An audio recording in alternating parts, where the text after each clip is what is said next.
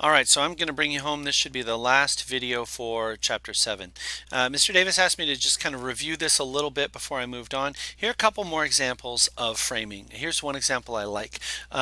Would you rather buy meat that's 20% fat or 80% lean? 20% fat sounds kind of gross. 80% lean sounds a lot better, but they're the same thing. So it's how you frame it will change how people make decisions. And here's the last frame that I really like. There's a political strategist named Frank Luntz who spent a lot of time trying to frame issues for his political party. And he changed the idea of the estate tax, which is what people would pay taxes on if they had more than like $10 million in their bank account when they died. And he changed the name to the death tax. And everybody was for the estate tax and nobody was for the death tax because most of us don't have estates, but all of us die. So he changed it, and he changed how people saw the issue. Same thing, didn't change anything, but he framed the issue effectively. So a death tax and estate tax, same thing. Okay. And now we're going to talk a little bit about language. It seems weird to have it in this unit because we've talked about memory, but think about what language is. You are learning words, you are learning grammar, you're learning all kinds of things. So this kind of fits in here, although it's not quite aligned with everything else that we've been talking about. Okay, we're going to talk first about phonemes, and here is a phoneme. A phoneme is the smallest unit of sound in our language, and you look at that and you think fawn. Fawn is sound, and so a phoneme is the smallest unit of sound. So when you think of telephone, phone is sound in that word. And you think, well, we only have 26 letters in our language. How do we have 40 sounds in our language? Think of what SH make together, what TH make together, what CH make together.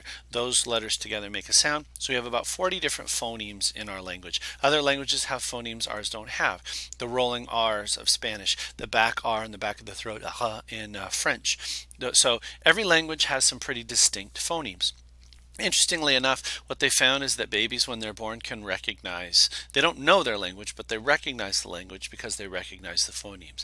How do you know babies recognize it? They will put two women, strangers to the baby, speaking a foreign language and the language that the baby's mother speaks, and the baby will turn toward the woman who's speaking the language that the baby's mother speaks.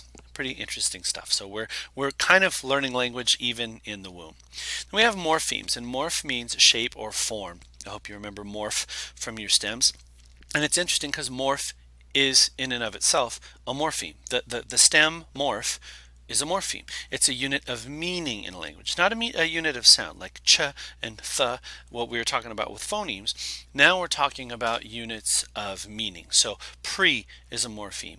Post is a morpheme. It has like pre has three phonemes, the P, the R, and the E sound, but it's only one morpheme and it has one meaning. And morph itself, meaning form, is a morpheme. So then we build morphemes out of phonemes, and then we build words out of morphemes, and then we build grammar. And our grammar is basically put right on top of Latin grammar. That's why we have such silly rules when it comes to English. That's why you can't end a sentence with a preposition, because in Latin it is impossible to end a sentence with a preposition. So that is why our grammar is so weird. But then you put it into, how do we put words in order? And we're going to talk a little bit more about grammar coming up in a future slide. And then when you start thinking about, so they learn phonemes, morphemes, and grammar, then they learn rules. Well, you know, in English there are so many exceptions to the rule. And when kids make mistakes that are exceptions to the rule, this is called over-regularization. If they say, I goed to the store. I mean, you think adding ed at the end of every verb makes it past tense. Well, it does for a lot of verbs. What they've done is they've taken what is regular and they've over-regularized it. So it's fun listening to kids make those same mistakes because they are over-regularizing. If you say, he hitted me, or look at my foots, it makes sense to say just add an S to the end of the word to make it plural, but that's not always the case. So when kids make that mistake, that is over-regularization. And then here's how kids acquire language. At the babbling stage up to about 6 months, they're just making noises and they don't know what the heck they're making, right? They're not making, and we're going to talk a little bit more about this coming up in a future slide. Then at about 1 year, they say kitty, doggy, sky, plane. They do start doing that. So they're in the one word stage. That's still not, we're really not talking language yet. We're just talking about words. But now we're getting closer to language at the two-word stage when they say kitty hungry as the kitty's eating or something like that. Then at about 18 months, they're starting to put words together to make more meaning. They call the first part telegraphic speech because think of a telegram. In a telegram, you had to pay by the word, so you would cut out all the unimportant words. So it's not like a full sentence, it's like a telegram. It's like, kitty, hungry, eat. That's how you might send a telegram back in the old days. That's why they call it telegraphic speech.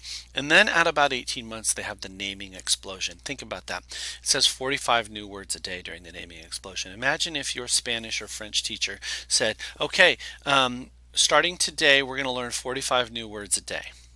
For the rest of the school year. You say, how is this going to be impossible? Babies do it without even thinking about it. So the brain is ready for language, and that is the critical period when kids are really, really, really learning language.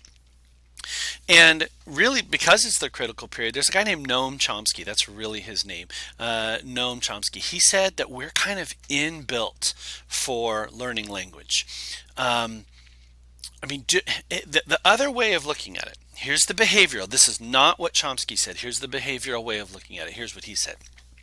So you're in the babbling stage at 6 months, up to 6 months, like we're talking about, and you're going, blah, blah, blah, and then you go, mama, and your mom goes, what? You go, mama. Your mom goes, yay, yay. And then what happens is you're rewarded for language, and that's how you learn the language. And think about, you're still being rewarded for language in your English classes, even at a very advanced stage. So some people would say you learn language by being rewarded for speaking it correctly. Noam Chomsky said, actually, in our brain, we have parts of our brain, and he would call it the language acquisition device. It's not really a place that you can locate. I'll move this up here. It's not really a place that you can locate, but he said in our brains is a spot, multiple spots. Our brain is ready for language, and at about 18 months, it is primed for it, and that's why we learn languages so well. So that is all Noam Chomsky, that our brain is ready for it, and we are just primed to get it. And he had this sentence that was very famous, and he said, colorless green ideas sleep furiously. Now, I would ask you, does that make sense? Well, no. Does it make sense grammatically?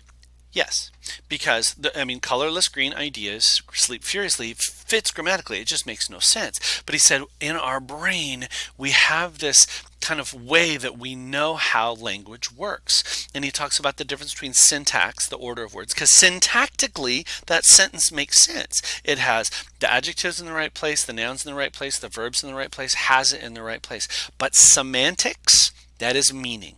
And that sentence is syntactically correct and semantically meaningless. So he was starting to think about syntax and how language works and semantics and what sentences mean. And then he started to look, and he's a linguist, Noam Chomsky was. He's a linguist. And he said that no matter where you look, languages have commonalities. And there's no way that could be possible unless all of our brains had that way of doing it. Because when you really think about it, we've developed languages so spread out. How could they all have something in common unless people had something in common?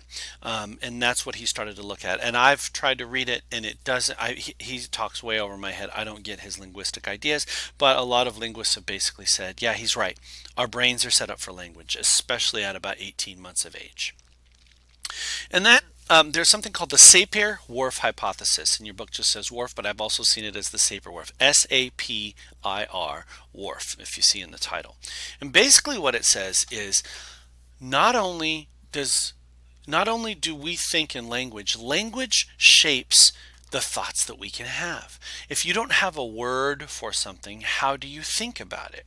So even think back to priming. Language shapes the thoughts that we can have. If it's a death tax, it's hard to think of it any other way. So the Sapir-Whorf hypothesis basically said, and let's look at the term, linguistic determinism. Determinism means basically fate.